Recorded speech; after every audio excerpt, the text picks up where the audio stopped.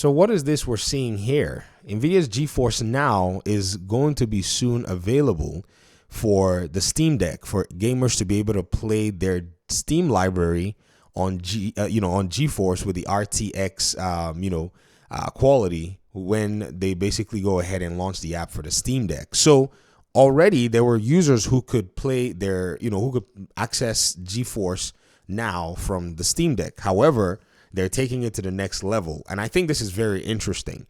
Again, the integration around a lot of the PC side, to me, is making a lot of sense. Steam sees these partners, as people that are there to provide extra extension of services to their customers. So them bringing these folk onto the platform is not surprising. You can take EA Play as one of those who, that subscription service has come to Steam. It makes a whole lot of sense. And you can look at, say, even the possibility of Xbox working with Steam, maybe for Game Pass in that regard. But those are different stories. Let's go ahead and look at this one here. It says, Steam Deck, Apple Vision Pro, Apple Vision Pro spatial computers, MetaQuest 3, and 3S and Pico mixed reality devices get extended GeForce Now support.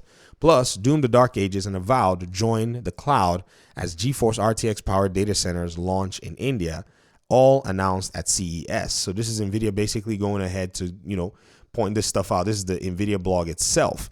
And the RTX on deck, basically, that's the one that we're interested in, says the Steam Deck's portability paired with GeForce Now opens up new possibilities for high fidelity gaming everywhere.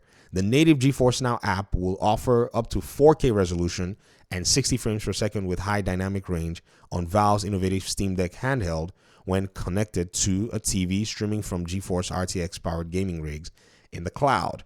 This is insane. Last year, GeForce Now rolled out a beta installation method that was eagerly welcomed by the gaming community. I actually have a friend of mine who reached out to me and said, hey, man, have you tried GeForce Now with, on your Steam Deck? And I was like, no, I've never really been successful at playing a game on GeForce Now. I think I tried one time with Baldur's Gate 3, but I didn't have enough patience to wait for that. And he said later this year, members will be able to download the native GeForce app and install it on the Steam Deck. Steam Deck gamers can gain access to all the same benefits as GeForce RTX 4080 GPU owners with a GeForce Now Ultimate membership, including NVIDIA DLSS 3 technology for the highest frame rate and NVIDIA Reflex for ultra latency. Because GeForce Now streams from an RTX gaming rig in the cloud, the Steam Deck uses less processing power, which extends battery life compared with playing locally.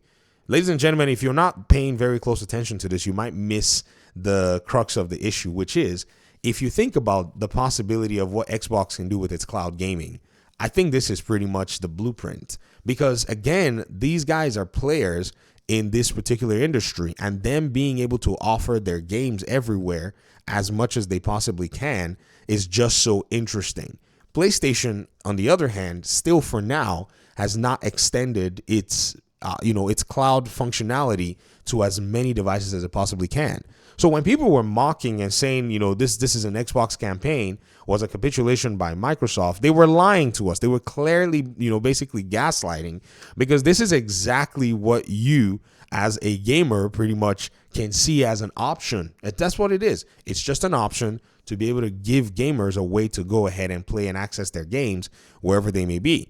Now, we know that cloud gaming still has some challenges that are attached to it. Yes, internet connections are not always great, but again, if you think very carefully right now as to how internet is being reshaped, I don't think you are far off from a time where cloud gaming becomes just something like watching YouTube videos. Literally, like if you think about it. I think we've come so far. It's become much better. And if you compare, say, cloud gaming from a few years ago, maybe even like 8 years ago to now, you can already tell that there's a big improvement. Now, yes, it took about 8 years, maybe even less. I mean, I'm just pointing the discrepancies in timelines. But this is definitely something that you as a gamer can see that there have been improvements.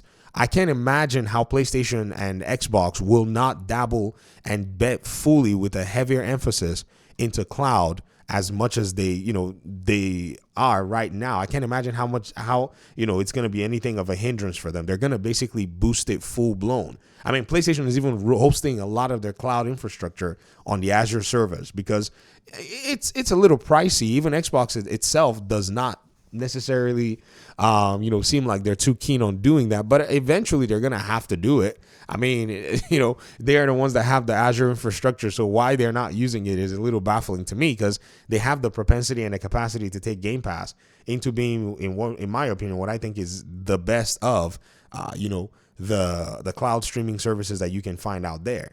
So at the end of the day, this is very interesting to see that they're moving in this direction. NVIDIA is moving in this direction. Xbox is moving in this direction.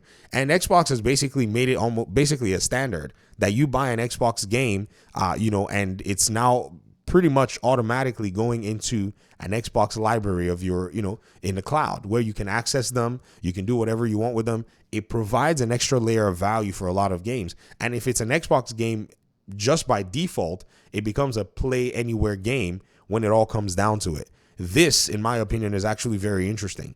It just really takes things to a whole different level when, you kind of consider it as a gamer. So just looking very, briefly at even the cloud gaming, library for Xbox, you see that there's actually a decent number of games. Now, by and large, they're Bethesda games. Some of them are older games, but the newer games are just basically getting thrown on there like day one, bam. Like it doesn't even have any restrictions in that regard, and you can pretty much play a lot of these games on the cloud. So these ecosystems that are expanding and reaching to other platforms, to me, continue to make a lot of sense, because at some point, like I've said, gaming is just taking a different shape. Before, these big games had to be played traditionally on some traditional device like a console, like a PC. But now that's no longer the case. You could just simply jump in and you can enjoy your games from wherever it is that you're able to pick them up from. Talk to me in the comment section, ladies and gentlemen. I foresee PlayStation and Xbox taking huge strides in this particular area. I mean, Xbox is already taking huge strides, but PlayStation expanding, continuing to try to reach out to customers on other fronts, but they take their time because they want to maintain a traditional look on their own, platform and on their own front. But I think it's just more of a slow pace and a slow adoption, but it's going to eventually show itself as to what its benefits are. Okay, like I said, chat with me in the comment section, and thank you for watching. Peace out.